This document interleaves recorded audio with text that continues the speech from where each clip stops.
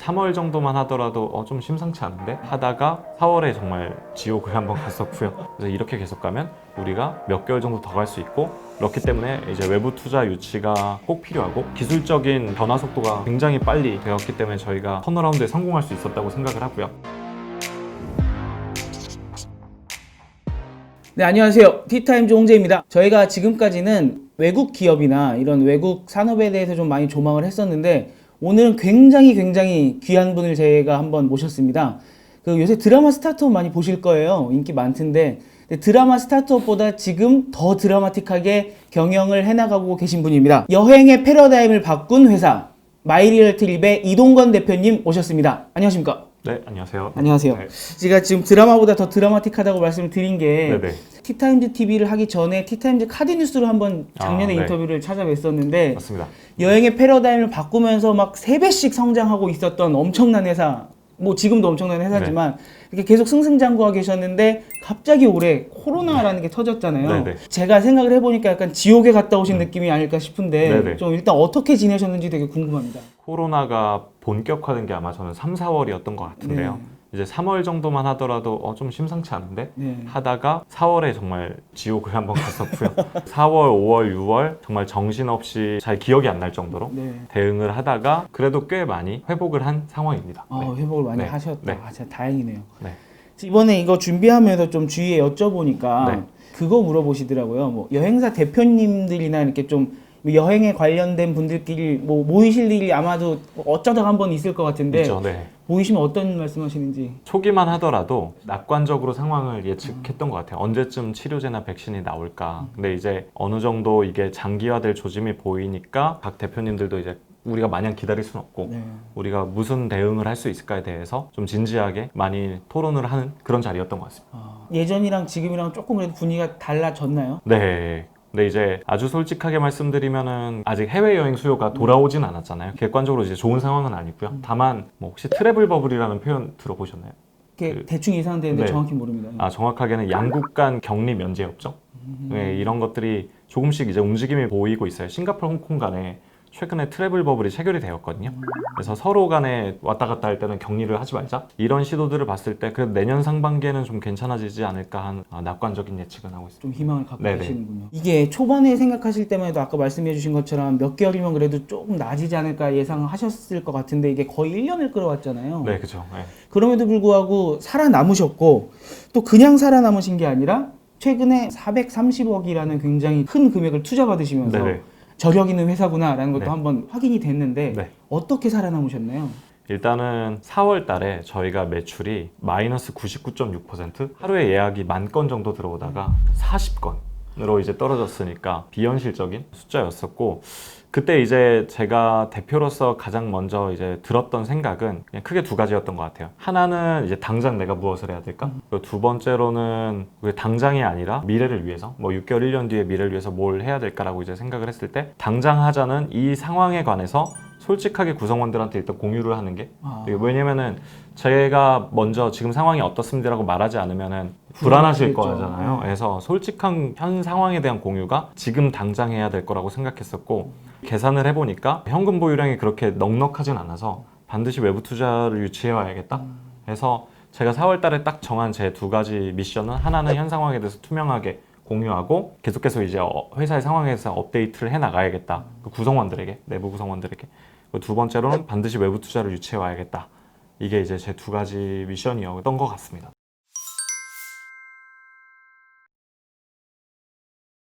지금 아마 이런 상황에 처해진 분들이 굉장히 많을 것 같아요. 네. 꼭 여행업이 아니더라도, 네. 스타트업이 꼭 아니더라도 비슷한 상황을 겪고 계신 분들이 많을 것 같은데, 그런 좀 노하우 공유 차원에서 아까 공유해 주셨다고 했는데, 실질적으로 어떻게 좀 커뮤니케이션을 하셨어요? 진짜 문자 그대로였던 것 같습니다. 투명하게, 솔직하게 이제 공유하는 건데, 과하게 낙관적인 그런 기대를 심어드리고 싶지도 않았지만, 또 거꾸로 말해서 지나치게 비관적인 그런 감정을 들게 하고 싶진 않았었고, 구성원들에게 최대한 객관적으로 회사의 상황은 이렇고, 예를 들면 이제 제가 공유했던 것 중에는 이렇게 지금 계속 가면 회사의 현금은 몇 개월 정도 더 갈 수 있다. 이런 부분도 뭐 민감할 수는 있지만 제가 볼 때는 구성원들이 제일 궁금해할 것 같은 사안이었어요. 그래서 이렇게 계속 가면 우리가 몇 개월 정도 더 갈 수 있고, 그렇기 때문에 이제 외부 투자 유치가 꼭 필요하고, 그래서 이제 저는 외부 투자 활동을 나설 거고, 또 하나 이제 공유했던 거는 지금 이렇게 10,000건에서 40건으로 떨어졌지만 해외여행 수요가 돌아올 거라고 기대하기는 당분간 어렵고, 그래서 마이리얼 트립이 원래 국내 여행을 집중하던 플랫폼은 아니었지만 그쵸. 우리는 진짜 국내 여행밖에 없다. 국내 여행으로 가야 한다라는 부분을 계속 공유드렸던 것 같습니다.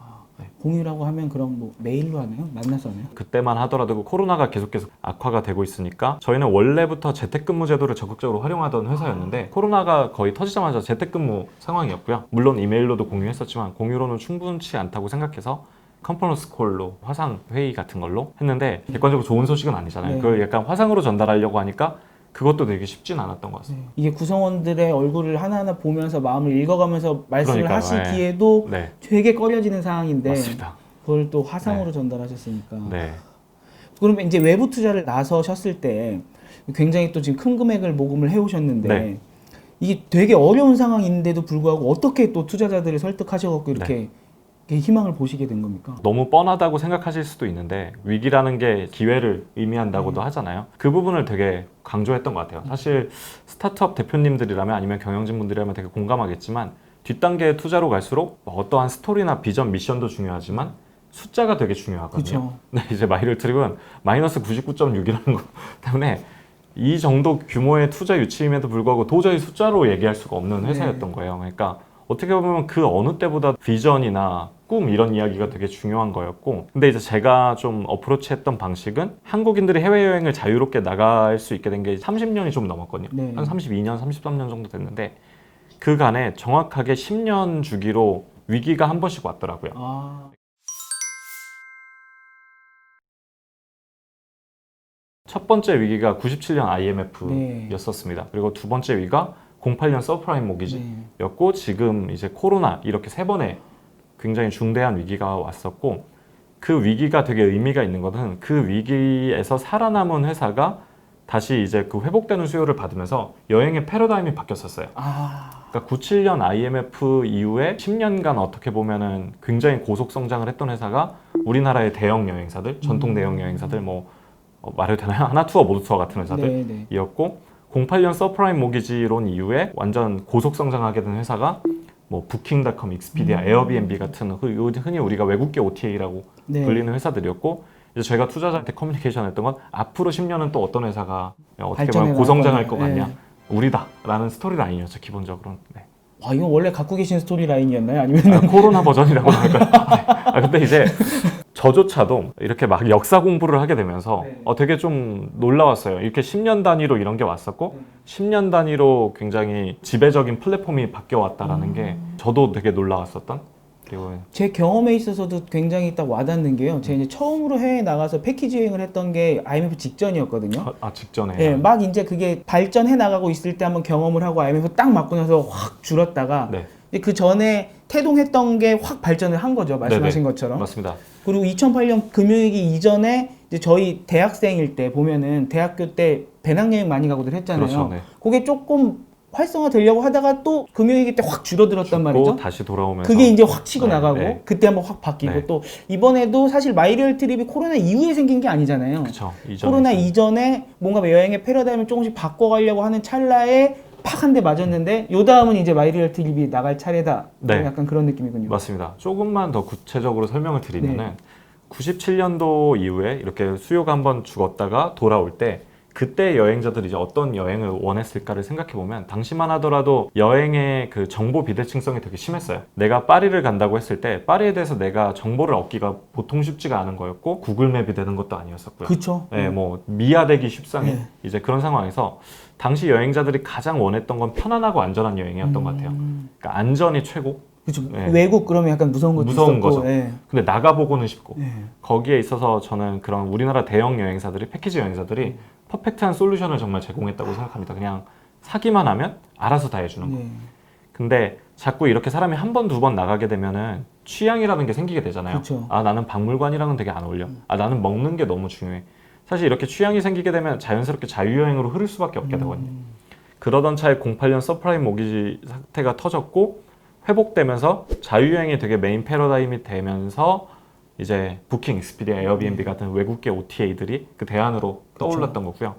앞으로 10년은 어떻게 될까라고 했을 때 저는 기본적으로 자유여행이라는 트렌드는 계속해서 이어질 거라고 생각을 합니다. 왜냐면은 여행자들의 취향이라는 거는 계속 고도화되고 있고 그 요구는 계속 이제 높아질 거기 때문에 자유여행 회사들에게 기회가 계속 있을 테지만 마이리얼 트립이 그냥 집중하고 있는 거는 자유여행이 그런 문제가 없는 퍼펙트한 대안이냐라고 하면 아닌 게 자유여행자들의 가장 큰 문제가 뭐냐면 뭐 항공은 어디, 숙소는 어디 다 따로야 돼요. 네, 다 따라야 네. 되고 다 최저가 비교해야 네. 되고 그거 내가 다 찾아다녀야 되고 사실 그 익스피디아가 2018년에 한국인 여행자들을 상대로 방콕 3박 4일 여행을 준비하는데 얼마나 시간을 쓰느냐 했더니 13시간을 쓴다라는 대답이 나왔어요. 근데 저희가 냉장고 같은 거 살 때 13시간씩 시간을 쓰거나 하지는 않는 것 같거든요. 집 살 때 정도. 집 살 때 정도인데 그러니까 여행업은 여전히 좀 이게 너무 심한 거예요. 이게 다 파편화되어 있고 그래서 저희 마이리얼 트립이 집중하는 거 이 부분을 되게 우리가 해결해야겠다. 자유여행자들의 지금 가장 큰 고민인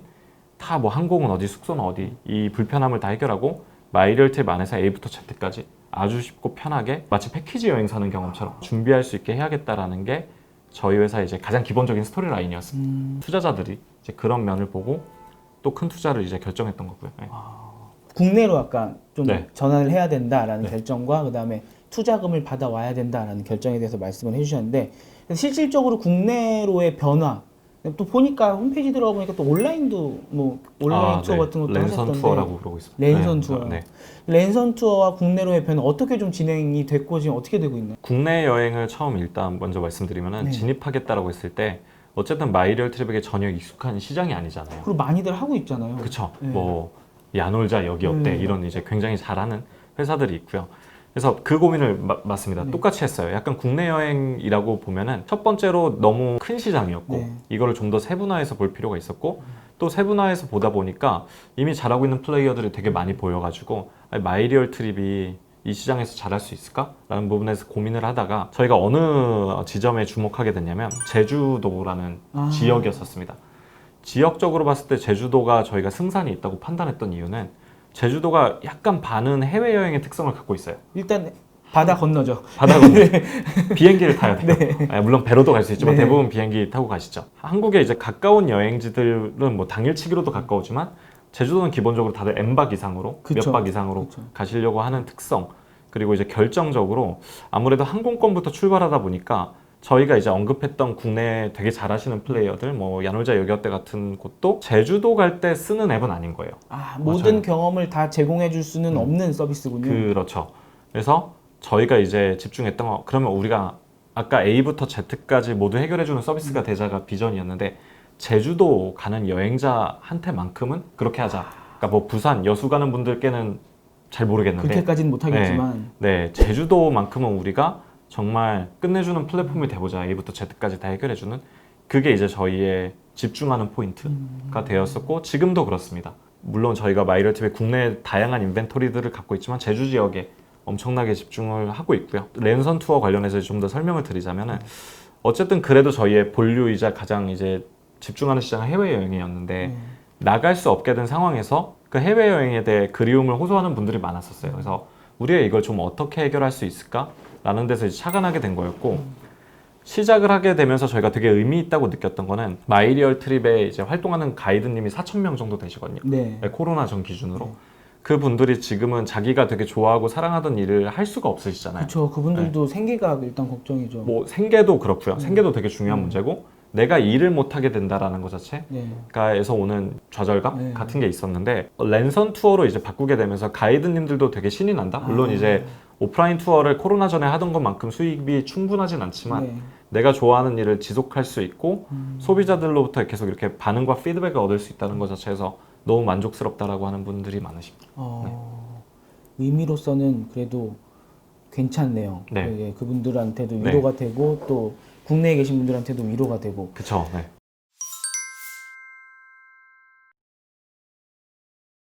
그런데 이제 수익적으로는 네네. 사실 지금 다른 여행사들 보면은 기사 많이 봤어요. 막 무급휴가 그다음에 뭐 구조조정한다는 곳들도 있고. 근데 기사 찾아보다 보니까 유일하게 마이리얼 트립만 20개 부분에서 직원을 채용 네. 중이다라고 봤거든요. 맞습니다. 네. 어떻게 이렇게 수익적으로 아마 네. 그렇게 또 회복이 되시진 않았을 것 같은데. 말씀 주신 것처럼 물론 저희가 제주도나 랜선 투어에서 계속해서 꾸준히 성장하면서 많은 매출을 내고 있지만 코로나 전보다는 수익적으로 충분하진 않고요. 다만 말씀하신 것처럼 오히려 저희가 적극적으로 채용을 하면서 비용을 줄이거나 하진 않았었어요. 오히려 더 투자를 하는 형국인데 그 이유는 제가 이제 그 외부 투자자들을 이제 설득할 때도 그렇고 저희 주주들 그리고 저희 내부 구성원들한테 얘기한 것도 그렇고 단순히 버티기만 하진 않겠다. 버티는 단계에서 더 나아가서 미래에 대한 여행을 준비하고 그쪽에 이제 투자를 하겠다라고 이제 공유를 드렸었고 실제 지금 그렇게 하고 있는 거죠. 그래서 대부분 지금 열려 있는 포지션을 보면은 기술 쪽 포지션들이 많습니다. 뭐 엔지니어나 디자이너나 프로덕트 오너나 이런 이제 포지션들이 많은데 데이터 분석가라든지 사실 이 기술 쪽에 관한 투자를 저희가 많이 해놓는다면은 코로나가 이제 돌아왔을 때 아마 제가 생각할 때는 잘 버티고 살아남은 회사들이라면 다 2배, 3배씩 성장을 하겠지만 그냥 2배, 3배 성장하는 정도가 아니라 10배, 20배씩 크려면 어떻게 해야 될까? 기반을 닦아놔야 된다. 맞습니다. 이런 투자를 해놓고 미리 준비를 해야 된다는 생각을 하게 된 거죠. 네.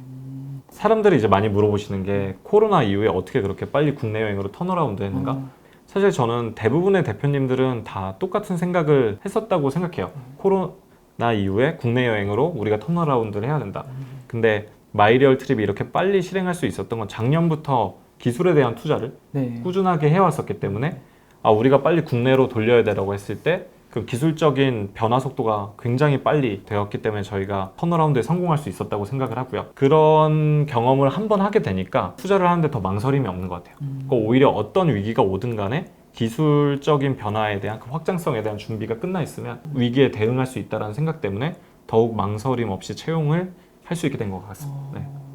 여행 테크 기업이잖아요. 트래블 테크. 트래블 테크. 그다음에 지금 기술에 투자하신다라고 했는데 기술 투자라는 게 지금 말씀하신 채용 그게 제일 큰가요? 채용이 가장 큰 것 같아요. 사실 저희가 풀어야 되는 문제는 되게 명확하거든요. 가장 많은 상품들을 갖고 있고 가장 많은 후기를 갖고 있는데 이 여행자의 취향이 파리 여행을 가는 분도 이제 진짜 취향이 천 가지 만 가지일 텐데 각기 다른 취향을 갖고 온 여행자들에게 똑같은 화면을 보여줄 수는 없잖아요.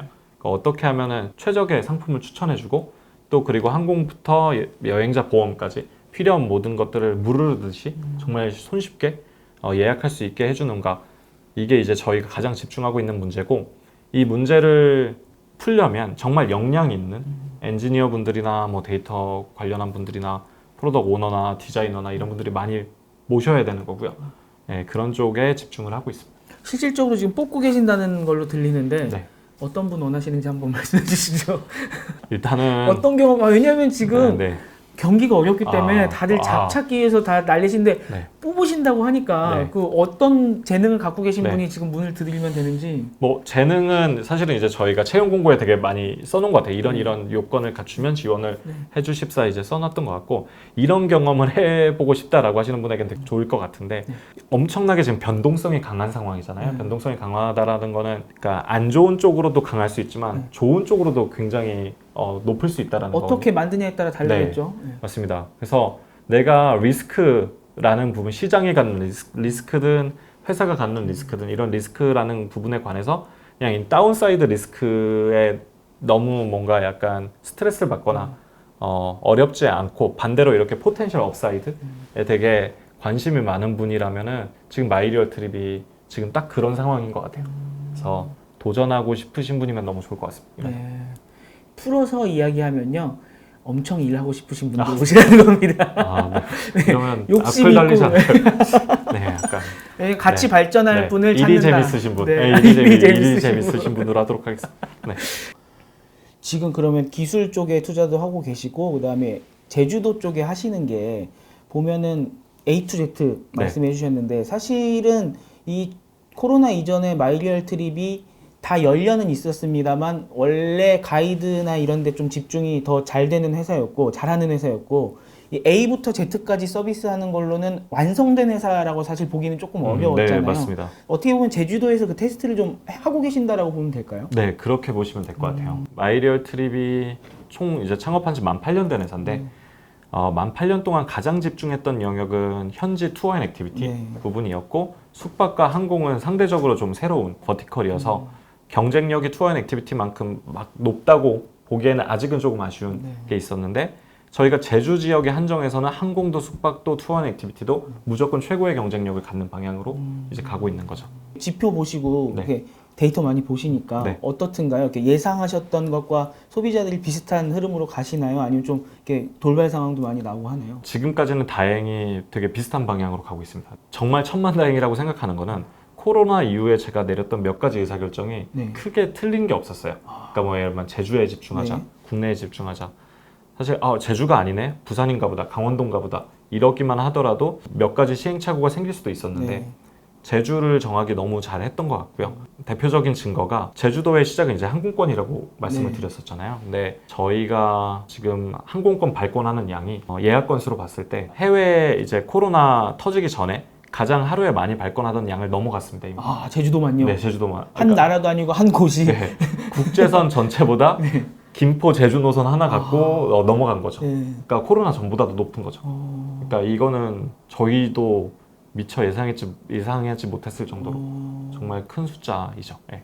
어떻게 보면 그분들이 나중에 지금 제주도 가시는 분들이 어떻게 보면 해외여행에 가장 목말라 하신 분들이 거기 가시는 거거든요. 저도 그렇다고 생각합니다. 네. 그분들이 그대로 이번 코로나 끝나고 해외를 가시게 될 때 이 경험을 갖고 가실 수 있다라는 좀 희망이 있으시겠네요. 네, 저희도 그렇게 생각하고 있습니다. 아. 네, 그분들이 제주 여행 가면서 마이리얼팁을 쓰면서 다음에 하늘길이 다시 열리면 네. 파리 갈 때, 도쿄 갈 때 써야지 하기를 되게 바라고 있는 거죠. 네. 아.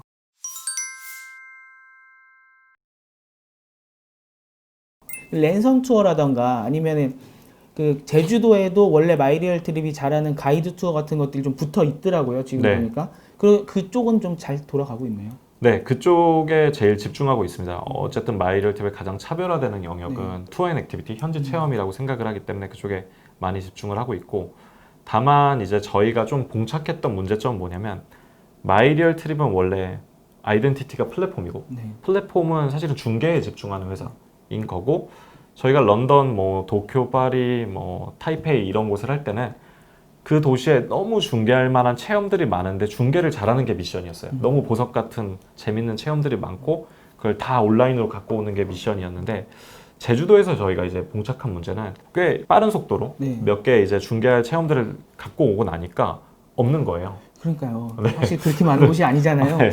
그러니까 이제 그 단계부터는 저희가 기획의 영역이 들어가야 되는 거예요. 저희가 만들어내는데 관여하기 시작하는 거죠. 실제로 저희가 가이드라이브라는 저희가 투자한 스타트업과 함께 하고 있는 게 아라리오 뮤지엄이라든지 아니면 본태 미술관이라든지 아니면 제주 비체 벙커라든지 이런 요새 특히나 제주 여행자들에게 인기가 좋은 곳에 도슨트 투어를 직접 기획해서 만들고 있고요. 이런 식으로 직접 이제 기획까지 해 나가고 있습니다. 지금 한 3가지 말씀해 주셨는데 그러면 이왕 말 나온 김에 네. 제주도 여행 가려고 하시는 분들도 많이 있을 텐데 네. 그런 거 뭐 있어요? 마이리얼 트립에서 골라서 갈 수 있는 제일 재미있는 거 한 두어 개만. 제일 재밌는 저는 이제 아직 가보지는 못했어요. 네. 근데 너무 다들 평가가 좋은데 혹시 부모님하고 가시는 분들이 계시면 더 되게 좋을 것 같은 여행인데요. 해녀의 부엌이라는 곳이 있는데요. 기본적으로는 레스토랑입니다. 네. 레스토랑인데 공연이 결합된 거예요. 해녀. 정확하게 이름에서 보다시피 실제 제주도의 현역 해녀분들이 네. 나오세요. 나오셔서 공연을 하십니다. 본인들의 삶에 관한 연극 그리고 실제 해녀분들께서 채취해온 해산물을 이제 먹으면서 그 공연을 보는 거죠. 아 진짜요? 네. 그래서 이런 해녀의 부엌 같은 그런 컨텐츠 이건 저희가 기획한 건 아니고 네. 너무 이제 또 원래 있었던. 네, 원래 있었던 네. 거지만 굉장히 이런 신선한 체험들이 되게 많은 것 같아요. 또 근처에는 뭐 우쿨렐레 있잖아요. 네. 우쿨렐레 같은 거를 현지에서 이제 배워보는데 우쿨렐레는 하와이 악기인가요? 뭐 어쨌든 외국 악기잖아요. 네, 그쵸. 제주도 테마가 제주도에서 만들어진 악기는 아닌데 제주 방언으로 노래를 만들어가지고 우쿨렐레로 이제 불러본다든지.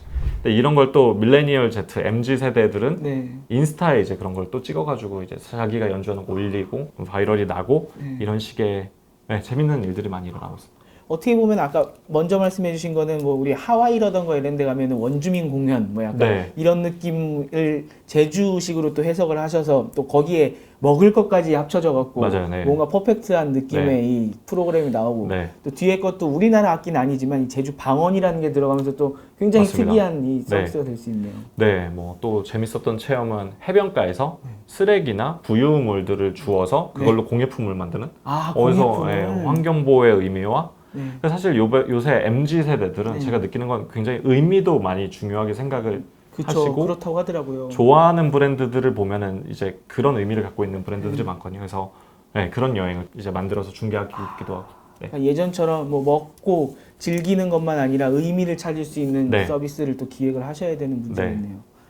코로나 관련해서 이야기를 좀 먼저 나누고 있는데 네. 거기서 하나만 더 여쭤볼 게 그 아까 430억 원이라는 큰 돈을 투자를 받으셨잖아요. 네. 이거는 버티는 것만은 아니다라고 말씀을 맞습니다. 하셨는데 그렇다고 해서 또 만약에 이게 막 몇천 명 되는 여행사라고 했으면 뭐 430억 받아봤자 금방 거의 쓸 다 수 있는. 그냥 인건비로 나갈 네. 거예요. 근데 마이리얼티립은 지금 그런 상태는 아니거든요. 네. 이 돈 어떻게 앞으로 사용되는 건가요? 네, 가장 큰 건 기술에 대한 투자. 기술에 대한 투자가 너무 중요하다고 생각을 하고 있고요.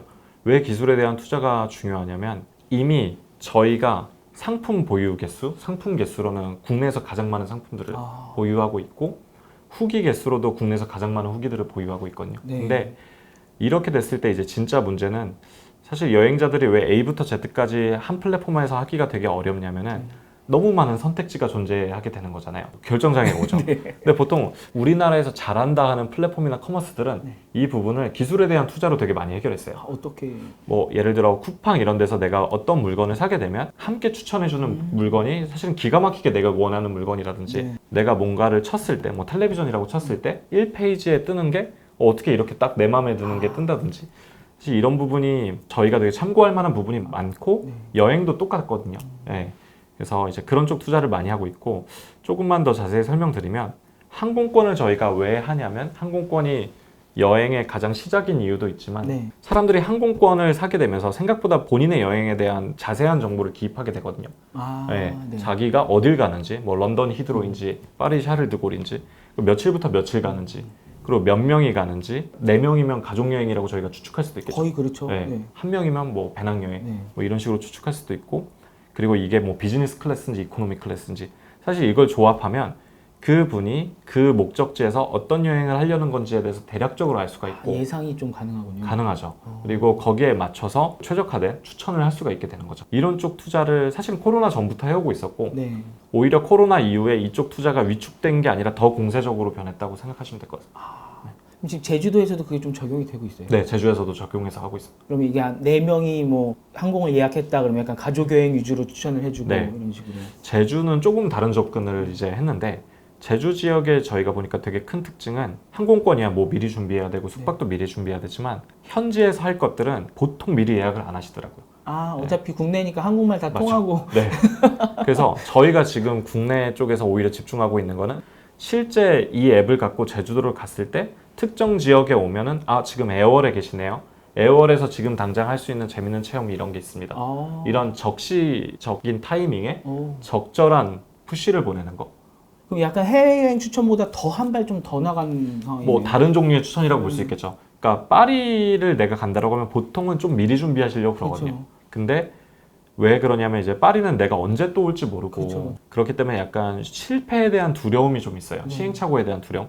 근데 제주는 내가 이번에 예를 들어서 뭐 별로 경험이 안 좋았으면 또 오면 되는 거잖아요. 그렇죠. 그래서 시행착오에 대한 두려움이 되게 없고 그렇기 때문에 이럴 때 적절한 추천 방식은 여행을 준비하는 단계에서 추천하는 게 아니라 하는 단계에서 추천해야겠다 라는 방식으로 간 거죠. 이거는 처음부터 생각을 하신 건가요? 아니면은 하다가입니다. 네. 이게 마이리얼 트립이 전 되게 잘하고 있고 네. 자랑스러워하는 부분 중에 하나가 고객에 대해서 정말 많이 알아보려고 되게 열심히 노력하는 회사입니다. 그래서 고객 인터뷰도 정말 꾸준히 다양한 팀에서 계속해서 일어나고 있고 데이터를 통해서도 고객의 생각을 읽으려고 되게 노력을 하고 있고 그렇군요.